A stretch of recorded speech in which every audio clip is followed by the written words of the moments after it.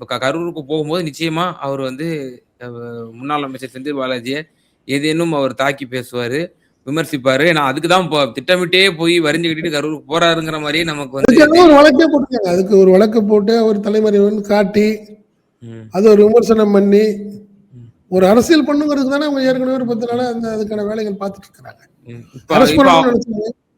ம். இப்ப ஒளிஞ்சுகிட்டு இருக்காரு. அதான் நம்ம சொன்னேன். எங்க அவர காணோம்.